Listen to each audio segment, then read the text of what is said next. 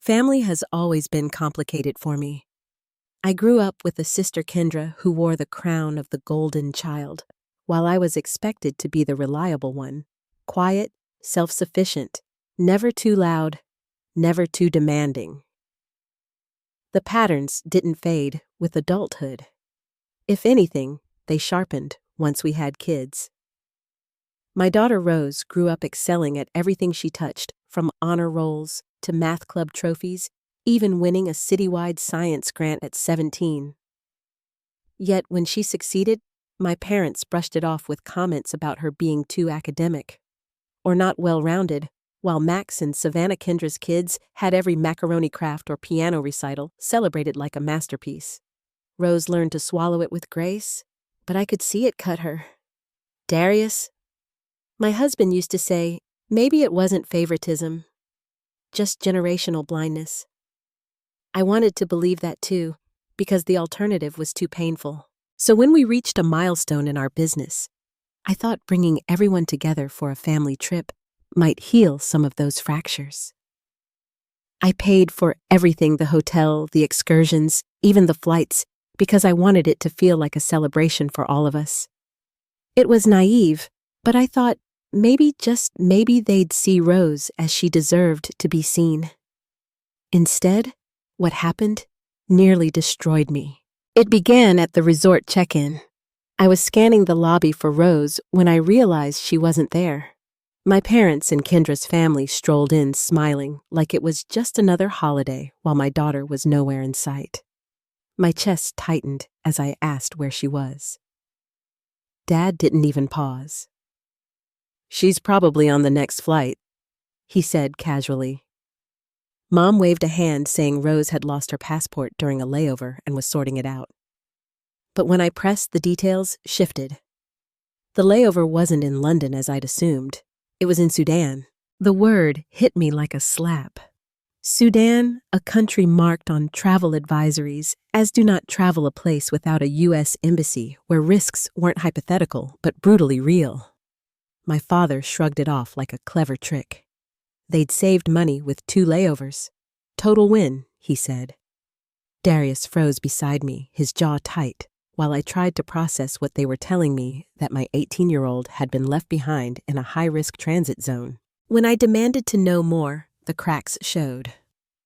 Max laughed, saying I should have seen her panic when she realized her passport was missing. Savannah chimed in, saying she looked like a prank show victim. Kendra rolled her eyes and accused me of overreacting. My mother folded her arms and insisted Rose was smart enough to handle herself, while my father said flatly, "She's 18, not a child." Their amusement, their dismissal, felt like standing in quicksand. Every word they spoke dragged me deeper into disbelief. I pushed harder. Where exactly had she lost her passport? Had they looked? Had they helped? The silence that followed was deafening. Then Max muttered that he'd hidden it as a joke because Rose was being annoying about Sudan being dangerous. My heart pounded in my ears as the pieces fell into place. He had taken it. They had found it. And still they boarded the plane without her. I thought I might collapse right there, but instead, something inside me locked into place. I looked at Darius and said evenly, "We're fixing this." He was already pulling up flight options on his phone. There was 1 seat out to Khartoum in 5 hours, and without hesitation, we booked it. He would go. He'd bring her back. The weight of what they had done was crushing. They hadn't just abandoned her. They'd sabotaged her, mocked her, and left her in one of the most dangerous places for a young woman alone. And while they carried on their holiday like nothing had happened, I was already planning exactly how this story was going to end. The hours between booking Darius's flight and hearing from Rose were some of the longest of my life. I must have called her phone 100 times. Each one met with silence or signal unavailable. I refreshed airline pages, scanned hotel confirmations, paced the tile floor of our suite until my legs ached. Darius packed in silence, slipping his shaving kit into a side pocket, folding shirts with calm precision. It was the kind of composure that comes only when fury has burned too hot to show on the surface. On the 9th attempt, her phone finally rang. My breath caught as I heard her shaky voice. "Mom." Relief made me dizzy. "Rose, oh my God, are you okay?" She explained in fragments, voice thin and tired. She had been trying to call, but the Wi-Fi was garbage. Her SIM card wouldn't connect, nothing loaded. She thought it was her phone. I told her we found her passport in Kendra's bag and that her dad was already on his way. There was silence, then the sound of disbelief breaking into grief. "It wasn't lost," she whispered. "I told them I had it. I told them Sudan wasn't safe." Her voice cracked, but she didn't cry. She described the terminal in a blur. Loud, dirty, strange men asking if she was married, others offering help with the kind of favors she instinctively knew would cost too much. She'd hidden near a food stall, pretending to wait for someone just to keep from being moved along. I gripped the desk until my knuckles turned white. "Just hold on," I told her. "Dad will be there tomorrow morning. You've done everything right." Her next words nearly broke me. "Can you tell him to hurry?" After I hung up, I sat still for a moment, listening to the hum of the minibar fridge, the quiet zipper of Darius's suitcase, the thrum of rage in my ears. Then I turned to my laptop, opened the group reservation page, and began canceling every last hotel room I had paid for. Our suite stayed, but my parents' rooms, Kendra's suite, the family block, gone. Let them scramble. Let them pay full price, figure out their own clever routes home. If they could abandon my daughter in a foreign country, they could manage their own vacation. The next morning, security knocked on their doors demanding checkout. I overheard shouting in the hallway. My father's voice rising, my mother shrill, and indignant children crying.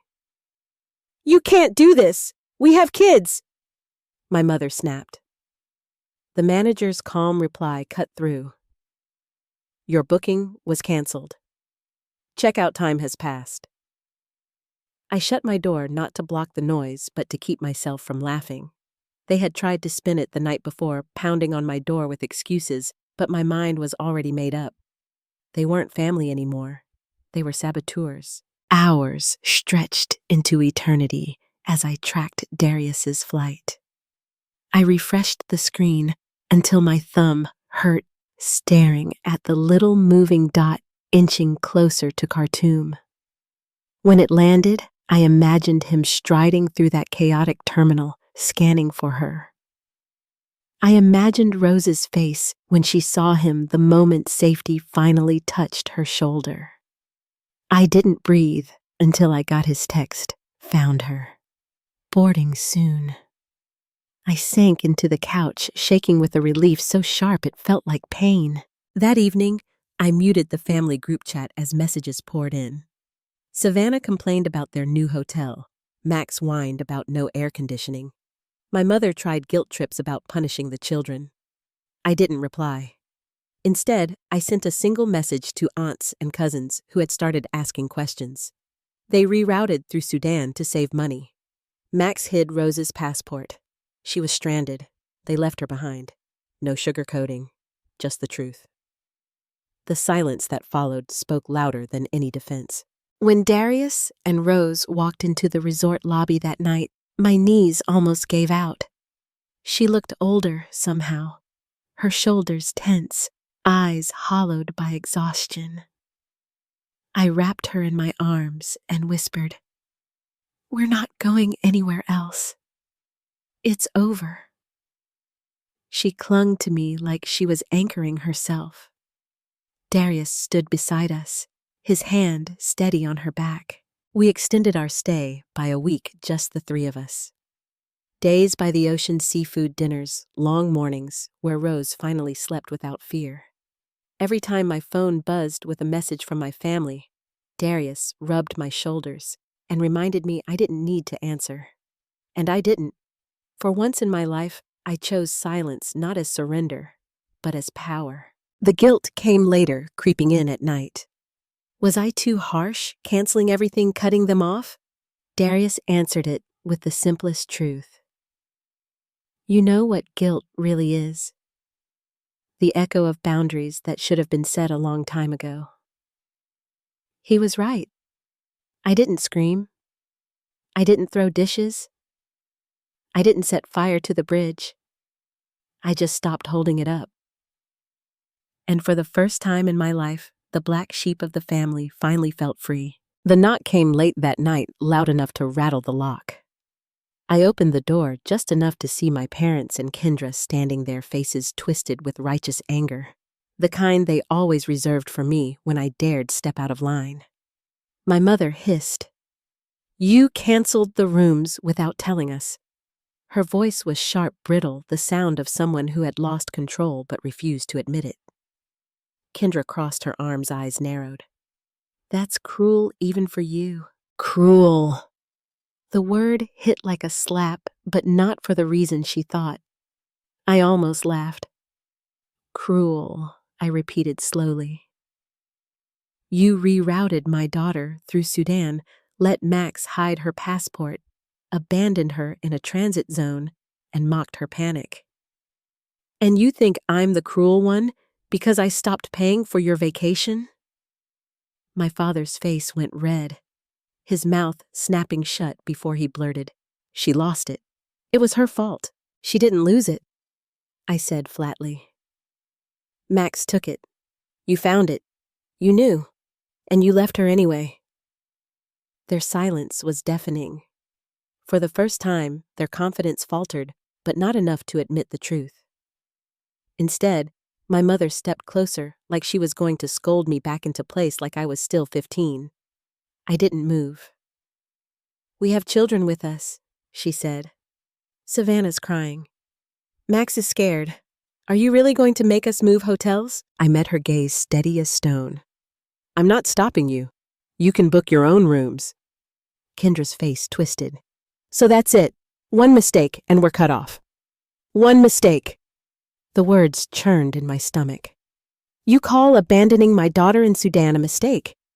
You call mocking her, laughing at her fear, telling her she fits in better because of her father's skin color a mistake? You made choice after choice, and every single one of them told me exactly what we are to you: disposable." They stood there stunned, waiting for me to fold like I always had. I didn't. I closed the door with a quiet finality that shook me more than shouting ever could. Inside, the room was silent, except for Rose's even breathing from the other bed, and Darius's steady gaze watching me. I felt the tremor of adrenaline in my hands, but also a strange calm. The conversation was over. The next morning, the fallout continued. Security was back at their doors, voices raised in the hallway as my parents argued with the manager. I caught fragments, ridiculous lawsuit children, but it didn't matter. They weren't my problem anymore. For years, I had been the fixer, smoothing over their chaos, carrying the weight of their choices. But now, I simply sat by the window, sipping coffee, watching the waves crash beyond the resort wall. It was astonishing how quickly peace can follow once you stop carrying other people's burdens. Later that afternoon, I checked the family group chat. Messages flew in like sparks from a fire. Savannah complained, "This place is gross. No AC. The beach is far. Can we come back?" My mother tried guilt. "This has gone too far. We need to talk." Kendra added her favorite refrain. "You're punishing all of us for one mistake." I typed nothing. Then slowly, I began replying to relatives who had been pinging me privately asking what had happened. I told them the truth. Just the truth. They rerouted us through Sudan to save money. Max hid Rose's passport. She was stranded. They left her. Silence followed. A few cousins read and didn't reply. One aunt wrote only, "Oh," and disappeared from the chat. It turns out when you strip away the excuses, the truth doesn't need embellishment. It condemns itself. That night, Darius sat with me on the balcony, the ocean breeze carrying the faint salt of the sea. "Do you feel guilty?" he asked. I thought about it. I expected to. I thought cutting off family would feel like betrayal. Instead, it felt like oxygen. No, I said slowly. I feel like I should, but I don't. He nodded his arm, brushing mine. And in that silence, I realized something important. They had always accused me of being dramatic, of overreacting, of making scenes, but this time I hadn't raised my voice. I hadn't screamed. I had simply stopped. And somehow that cut deeper than all the shouting in the world. For years, I told myself I was the black sheep, the one who didn't fit, the one who was too sensitive, too different. But sitting there with Darius, watching Rose read on the bed, safe at last, I understood something new. I wasn't the black sheep. I was the only one who had finally broken free. By the time Darius and Rose landed back with me, I had already built a wall between us and the rest of the family. They were still in the resort trying to salvage what was left of their trip, but I no longer thought of them as part of mine. Rose clung to me that first night, whispering she didn't want to go anywhere else. I promised her we wouldn't. For the next week, it was just the three of us, lazy mornings, with coffee afternoons by the pool, evenings filled with seafood and laughter that felt forced at first, but grew freer each day. Slowly, I watched her shoulders relax, the tightness in her smile easing. But there was something in her eyes I couldn't unsee. A shadow of betrayal, not just at being left behind, but at realizing the people she had once trusted were capable of cruelty. Meanwhile, my phone kept buzzing. My mother called, left voicemails heavy with martyrdom, insisting we talk. Kendra sent long texts claiming it was all a misunderstanding, that Max didn't know better, that I was blowing things out of proportion. Savannah begged to come back to our hotel, saying their new place was terrible. My father tried a different approach, practical and cold. We need to work this out before we go home. I ignored them all. When relatives back home started reaching out, I told them the truth, the same way I had before Rose was left behind in Sudan after Max hid her passport. They boarded anyway. They laughed about it. I didn't add, venom didn't exaggerate. The bare facts were enough to horrify most of them. Some never replied. A few offered apologies that weren't theirs to give. And some predictably stayed silent out of loyalty or cowardice. But none of that mattered. For once, I didn't need their validation. When we finally flew home, I made a decision. No more money. No more support. No insurance bills covered. No holiday gifts. No financial cushions slipped their way. I didn't send an announcement. I didn't write a dramatic message. I just stopped. The silence on their end was louder than anything they'd ever said. Kendra tried first texting late one night. "You're really going to cut us off over one mistake." My thumb hovered over the screen before I typed back. "You abandoned Rose in a dangerous country and mocked her. That's not a mistake. That's a choice." I blocked her after that. My mother called a week later about taxes, assuming I'd still be handling things for them. "You're still paying the insurance, right?" she asked. I answered simply, "No." Then I hung up. Rose, meanwhile, began to bloom in ways I hadn't expected. She talked less about them, stopped looking for their approval, stopped bringing up little things they might have liked about her accomplishments. It was like she finally understood what I had been trying to tell her whole life, that love without respect is worthless, and respect without consistency is poison. She still carried the hurt, but she was no longer trying to turn herself inside out to earn their affection. That shift was more powerful than anything I could have given her. Darius stood by me through it all, his quiet presence anchoring me whenever doubt tried to creep in. On the nights I whispered that maybe I had gone too far. Maybe canceling their rooms and cutting them off completely was too extreme. He reminded me, guilt is the echo of boundaries that should have been set long ago. And he was right.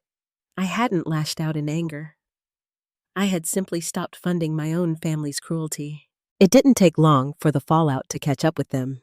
My parents sold their house and moved into a smaller, older one on the edge of town, bought in cash because no bank would approve them for a loan. Kendra struggled under the weight of bills she once leaned on me to cover. Max and Savannah learned quickly that the world didn't hand them things just for showing up. From what I heard, the resentment within their household grew louder, their arguments spilling into public neighbors whispering about screaming matches at night. But I no longer flinched at the gossip. Their chaos was no longer mine to manage. Every so often, I'd catch myself staring at Rose across the dinner table, watching her laugh at something Darius said, and I'd feel a pang of grief, not for losing my family, but for the years I wasted believing they could be something they never were. I used to think if I was generous enough, patient enough, they would see me. They never did. But in losing them, I finally saw myself. And more importantly, I showed my daughter that we didn't have to settle for scraps of affection disguised as love. The months after we cut ties were strangely quiet. For years, I had lived braced for their voices. My mother's guilt-laden sighs, my father's dismissive shrugs, Kendra's sharp retorts. The silence should have felt hollow, but instead, it felt like a house finally free of leaking pipes. I no longer woke up to texts demanding favors or calls that began with, "We need you to," and ended with me carrying their burdens. The absence was healing. Rose changed most of all. She carried herself differently, no longer looking for their validation, no longer trying to prove her worth with every achievement. She threw herself into college applications, into her projects, into a vision of a future unshackled by the shadows of family politics. She told me once, late at night as we folded laundry together, "It feels like I deleted a virus I didn't know was running." I couldn't have put it better. From the sidelines, I heard bits and pieces of how my parents and Kendra tried to spin the story. To some relatives, it was a misunderstanding. To others, it was an unfortunate accident exaggerated by my dramatics. But truth has a way of outlasting spin. Enough people had heard the recordings, read the messages, pieced together the timeline. Their credibility frayed with every half-hearted excuse. Some relatives drifted quietly toward us, others away from all of us, unwilling to choose sides. That was fine. I didn't need allies. I just needed peace. Kendra's children, Max and Savannah, sent me a handful of messages over the months, mostly complaints about their mother or their living conditions. I didn't reply. It wasn't my role to parent them, not after what they had done to Rose. My responsibility was to my own child, the one they had laughed at, the one they had left behind. Some bridges you don't rebuild, not because you enjoy burning them, but because on the other side is only smoke and poison. There were moments when guilt tried to creep in. At family gatherings I no longer attended at holidays, where old traditions echoed faintly. I'd wonder if I had gone too far.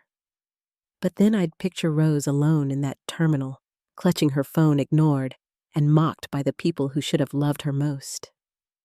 I'd remember her quiet words when I told her we had found her passport in Kendra's bag. I knew it. The betrayal in her voice had been small, cracked, but unforgettable. And I knew then that no boundary could ever be too sharp if it kept her safe from that again. One evening, Darius asked me if I thought they'd ever change. I thought about it and said no. Change requires remorse, and remorse requires seeing the harm you've caused. They didn't see harm. They saw inconvenience. They saw me as overdramatic Rose, as difficult Darius, as an outsider. They never saw us as equals. That was their choice. Our choice was to step away.